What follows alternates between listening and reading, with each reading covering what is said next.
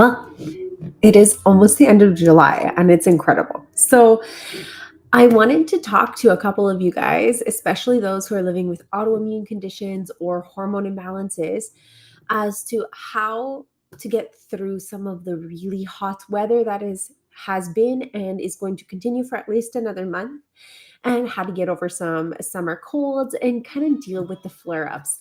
Let's be real here, like when we're talking about this kind of stuff, to me, it's very personal. And it's really important if you live with an autoimmune condition like I do. I have a thyroid autoimmune condition, whether it's Hashimoto's or you have lupus or MS or psoriasis or eczema or rheumatoid arthritis. The unpredictability, pain, and fatigue can make even basic wellness to feel a little complicated. So today I'm sharing three natural, gentle home remedies that I use regularly when I feel a sinus infection coming on, a sore throat or immune ick, or those nagging autoimmune related headaches. So let's talk about how I use nutrition to keep inflammation down and how I keep moving and working out even on low energy or flare days. And these are tools from my real life, and I hope they empower you to take care of your body without shame or fear. We're here to empower and inspire, nothing more. So if you're here with me, make sure to hashtag I'm here. And if you're catching a replay, make sure to hashtag replay. So I kind of wanted to talk to you a little bit about herbal remedies that I swear by, because this makes a big, impact on our life. When we're dealing with sinus pressure and infections, steam bowls with eucalyptus and thyme are like the best thing ever. So when I feel pressure around my eyes and my cheeks, or that telltale postnasal drip that has you going all the time, I reach for the oldest and most effective tool ever. I use a steam bowl with eucalyptus oil and thyme. So boil a pot of water and add 2 to 3 drops of eucalyptus essential oil.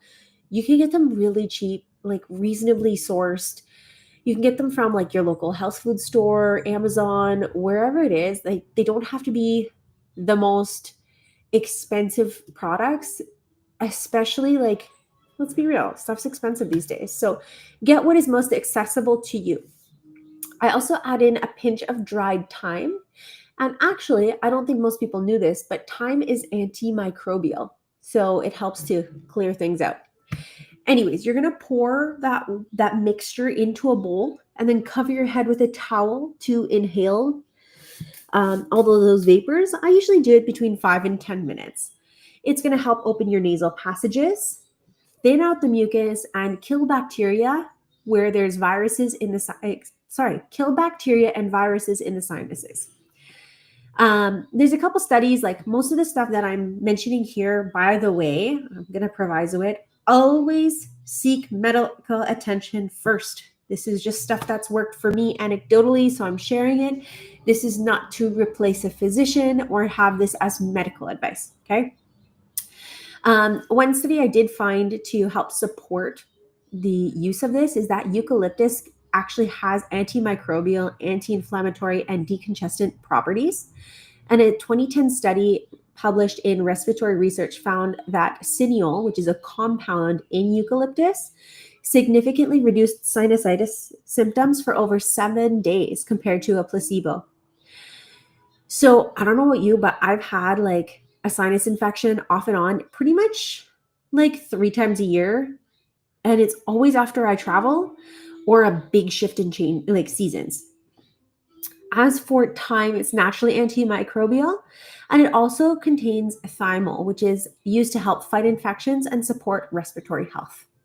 Your golden nugget here is don't fight symptoms, support your body's ability to heal. Nature will know what it's doing for the most part. Like if it's consistent and nasty, obviously always go see the doctor. But these are things that you can do to help manage symptoms while you're waiting for things like antibiotics to kick in. Okay, these are just like remedy tips. They're not meant to replace medication and actual physicians. Just making that clear. Another thing that you can do if you have like a scratchy throat or you're feeling like an early cold coming on is a ginger lemon honey tonic. Okay, this is one that is always in my kitchen. When I feel a sore throat or like, when you get swollen glands here, I sip on what I call a warm tonic. So I'll use hot water and freshly sliced ginger. This is the key part. Fresh ginger. Some people will put it into a tea. I personally will actually boil the ginger. Like I peel it first and I will boil it and use that as my water. In my cup, I'll use a teaspoon of raw honey, juice from half a lemon, and a pinch of cayenne when I want an immune kick. I know, cayenne pepper. Oof. Why does this work though? This is my go-to and has been for years, and it always helps me nip things in the bud. Ginger is anti-inflammatory and antimicrobial. Lemon adds vitamin C and liver support. Raw honey helps soothe and coat the throat, and it's also antimicrobial. But why the cayenne? Well, cayenne actually will help you to boost your circulation, and it'll help clear out the congestion in your nose. And a 2018 review in Food Science and Nutrition found that ginger possesses both antioxidant and antimicrobial properties, and it can inhibit various human respiratory viruses. Also, in 2010, a study proved that honey, and this study was published, by the way, in Archives of Pediatrics and Adolescent Medicine, it found that honey could be more effective than dextromethorphan in reducing nighttime cough and improving sleep for children. So that's kind of cool. The golden nugget here is that the kitchen is your pharmacy if you let it be, right? Building your immune system is good to do when it's something that grows with you. Now, we all know with the shifty weather that headaches are a huge thing, especially women. I don't know what it is about us, but we are like migraine prone, a lot of us. Maybe you slept the wrong way. Like last night I slept funny, so I have like a bad case of Batman neck tonight. Not tonight. Today, it's the afternoon. Batman neck is like, how Batman moves his whole body? He doesn't move his neck like that. He moves his whole body. That's my favorite terminology for when you sleep funny and your neck doesn't turn. So, it does turn, but I just feel like Batman neck today. Anyways, in particular, autoimmune headaches are something that sneak up on a lot of us. And particularly for me, it's during a flare or a hormonal drop. So when I get a dull ache behind my eyes or tightness in my neck, I find that if I rub peppermint oil on my temples and upper neck, rehydrate with electrolytes, and sip on feverfew and chamomile tea, it goes down. So feverfew is a traditional herb in migraines, and chamomile helps to relax the nervous system. And in 2011, a review in Phytotherapy Research supports the use of feverfew in reducing migraine frequency and intensity. That's from 1998, though, so it's a little dated, but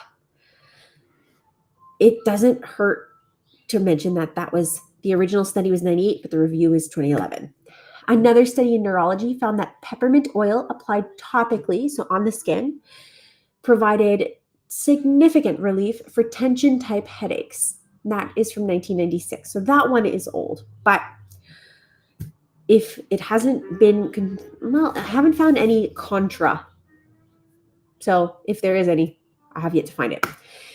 Golden nugget here, though, headaches are messengers, not enemies. If you have a headache, listen to it, slow down, and respond with care. Just a little side note, magnesium can also help with migraines. People that are very prone to migraines, talk to your physician and pharmacist about it, but sometimes a higher dose of magnesium can be very beneficial. That is something that you need to talk to them about, though, because I'm not going to just throw out dosages. It doesn't make sense. Now, I want to also talk to you about lowering inflammation through nutrition, because what we eat either calms the fire or fuels it. Autoimmune and hormone conditions are all about inflammation. And while we can't cure them with food alone, we can absolutely reduce how severe, how frequent, and how long a flare can last. So here are some things that work for me personally. These are the do's of lowering inflammation. I focus on whole foods, so leafy greens, berries, cruciferous veg, so like broccoli and cauliflower and kale and all that stuff. Fish and bone broth, okay? I choose healthy fats. I do not stay away from fats. So we're talking olive oil, avocados, nuts and seeds, omega 3s like chia, even the yolk of an egg. Okay. I eat protein with most to every meal to stabilize my blood sugar and reduce energy crashes. And when I remember, I use anti inflammatory herbs like turmeric, ginger, rosemary, and cinnamon. I even make my pancakes with cinnamon, okay? A 2021 study in Nutrients found that an anti inflammatory diet that's rich in omega 3s, polyphenols, and fiber reduced C reactive protein, which is a marker of inflammation, in autoimmune patients. Stuff that I try to minimize would be like refined sugars, so super processed stuff, seed oils, like oils from corn, canola, soy, etc. Some people find that gluten is a trigger. I personally don't, but I still limit it. I don't have like bread every single day. And if I do, I always shove it in the freezer first, which can help to make it less flare uppy for other people. I also avoid tons of excess dairy. So I personally don't drink milk, but I will have some milk products, meaning like yogurt or cottage cheese. I also try and include things like sheep or goat yogurts or milk like that, just because they're a little bit less inflammatory and they have a great flavor to them. I try to avoid artificial sweeteners and preservatives. Okay, this one is touchy for me because I love and could breathe coffee. If I was a fish, honestly, I'd be living in a pot of coffee, not a pot of water. um, but I try to limit my caffeine in huge flare ups because it can spike cortisol, which is your stress hormone, and it can worsen inflammation. However, your golden nugget here is that you don't have to be perfect, just be aware. Make small shifts, and those are votes for healing. Okay. And most of all, I want to talk about how to stay consistent with movement because this is a really touchy subject. Staying consistent with movement, even on flare days, is hard. Let's be real. Autoimmune and hormone imbalance fatigue is not laziness. It's cellular level exhaustion. And so when I'm talking about staying consistent with workouts, I don't mean pushing your body when it's screaming. I mean learning to listen, learning to pivot and move gently but with intention. So, here is how I stay consistent. Very simple. I follow a 5-minute rule. If I'm not sure I can work out, I do 5 minutes of gentle movement. If I feel better after, I continue. If not, that's enough for the day.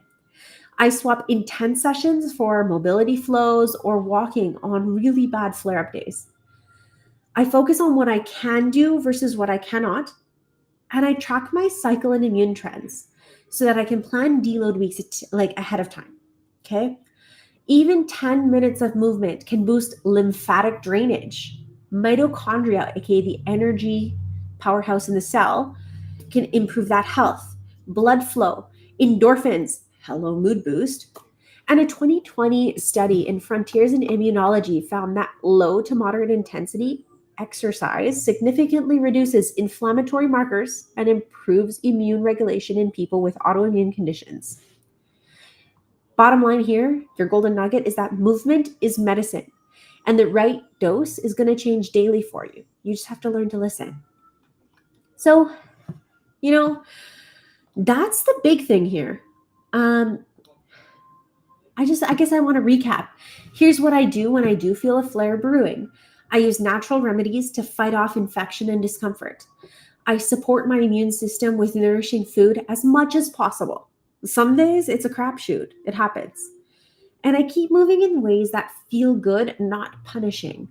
I'm not perfect. Trust me. I am like 1 year and a bit after my kid, and I am still not where I want to be, but I'm learning to meet myself where I'm at and be okay with it. It's not about being perfect.